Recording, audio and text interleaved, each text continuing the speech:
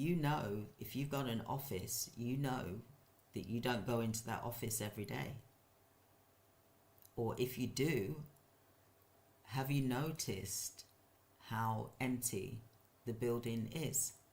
If it's a big building in London, for example, or even America, you know, there's been office buildings that were around for years that was millions of dollars, for example, and they're foreclosing on them.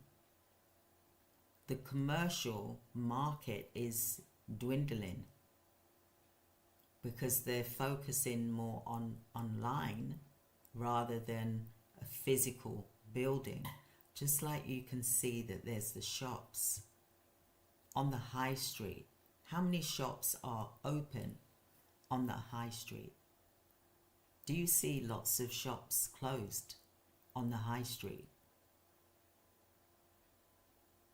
Imagine that they've got a mortgage for a particular shop, for example, and there's not enough foot traffic. Yeah, they've got to go selling stuff online, but not everyone can do that, you know.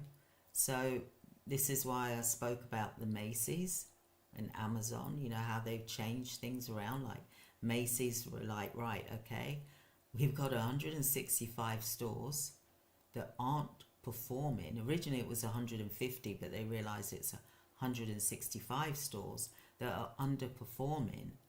We got to do something now, otherwise this can be a massive effect, a massive loss for them. So that's why they're focusing on closing the underperforming stores, 165 by 2026, for example, and they've starting the process from like now, and they're focusing on the stores that are higher turnover, for example, getting them refurbished and things like that. But they're going to have to sell a lot of their assets, for example, to restructure and put it to where it needs to go. Now, office buildings are experiencing the same thing. There's not enough people paying the rent that it used to be. Now they're struggling. They're struggling to, you know, because before you'd have to pay for the car parking. What's happening to car parking?